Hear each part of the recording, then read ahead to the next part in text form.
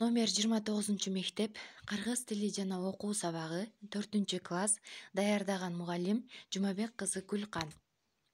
Ар адамга жараласың ден соолук, асыл байлык алтын болуп, кен болуп, чындыгында адам кылган адамды бакыт экен, таалай экен ден соолук.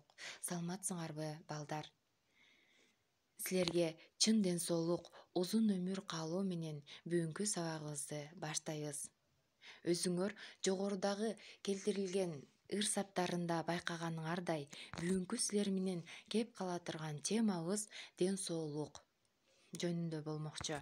Бүгүнкү сабагыбыздын максаты жаңы сөздөр менен таанышасыңар, бири-бириңердин акыбалыңарга көңүл буруп, аяр мамиле жасоого, камкордукка үйрөнөсүңөр, байланыштуу кебиңер калыптанат. Анда эмесе, балдар, баарыңар китебиңерди ачасыңар, ден соолук деген теманы ачып, дептер ручкаңарды даярдап алып, жаңы сөздөрдү көчүрүп жазабыз. Алар ал жайы, самочувствие, жөтөлдө, кашлял, кыйналган жок, не испытывал трудностей, суук тийиптир, простудился, чүчкүрдү, чихал, эти сыды, поднялась температура. Баарыбыз жетиштик, Билесиңерби, балдар? Жашоодо биринчилерден болуп, адам баласына эмне керек деген суроого баарыбыз билгендей, чын ден соолук деп жооп беребиз, Биринчи байлык бул ден соолук, Эгер ден соолугубуз болсо, ыр болот, күлкү болот, той болот, Эгерде ден соолугубуз чың болсо, баардык тилеген максаттарыбызга жетебиз, аткара турган иштерибизди аткарабыз, жасайбыз, Эгер ден соолугубуз чың болсо, мектепке барабыз, китеп окуй алабыз, өзүбүз каалаган жумуштарды аткара алабыз экен, Демек, ден соолук бул организмдин айлана чөйрө менен тең салмакташ болуу, оорунун жоктугу менен мүнөздөлөт. Биз, билесиңерби, ар дайым ден соолукта болуу үчүн таза абада дем алып, туура тамактанып, өздүк гигиенаны сактап, спорт менен машыгып, өз убактысында уктап, жакшы эс алышыбыз керек. Ошондо биз ден соолукта болобуз, эч качан оорубайбыз.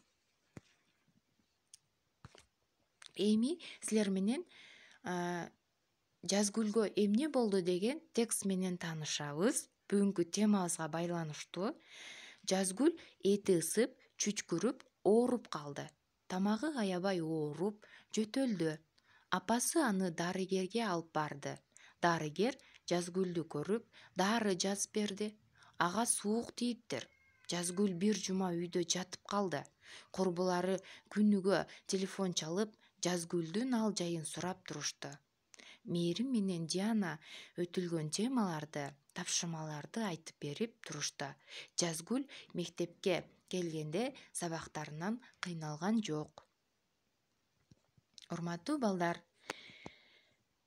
эгер байкасаңар, биз жогоруда жазган жаңы сөздөр ушул текстибизде катышты, кезикти, Силер дагы биз жогоруда жазган жаңы сөздөрдү катыштырып, 3төн дептериңерге сүйлөмдү түзүп жазасыңар. Мисалы, мен Айнура жөтөлүп калгандыктан мектепке келген жок деп, жөтөлүп деген жаңы сөзгө сүйлөм түздүм. Ага улай эле мен чоң энемдин акыбалын телефондон сурадым. Акыбалын деген жаңы сөзгө сүйлөм түздүм. Дагы менин иниме суук тийип ооруп калды деген жаңы сөздөргө сүйлөмдөрдү түздүм. Силер дагы ушундай үлгүдө 3төн сүйлөм түзгүлө. Урматтуу балдар, эгер эсиңерде болсо, биз ата тооштун жактары жөнүндө кеп кылганбыз. Ата тооштун канча жагы бар эле? Азаматсыңар, ата тооштун 3 жагы бар. Биринчи жак мен, экинчи жак сен, сылык түрү сиз, үчүнчү жак ал. Ал эми көптүк санда биринчи жак биз, экинчи жак силер, сылык түрү сиздер, үчүнчү жак алар. Эсибизге түштү, балдар?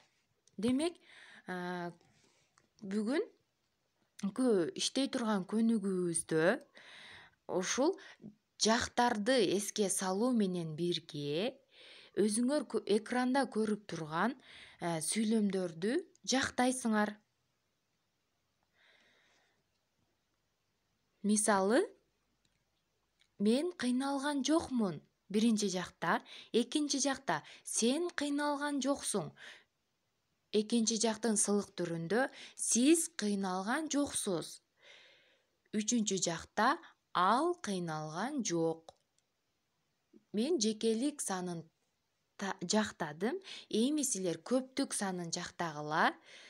Ага улай эле бүгүнкү силерге тапшырма катары сен ден соолугуң чын болуу үчүн эмне кылышың керек деген суроого жооп катары чакан текст түзөсүңөр, дептериңерге жазасыңар. Ушуну менен бүгүнкү сабагыбыз аяктады. Саламатта калгыла. Жашоодо кимге эмнени кааласаң, сөзсүз өзүңө кайтат дешет. Мен бүгүн ар бириңиздерге чын ден соолук каалагым келди. Саламатта калгыла.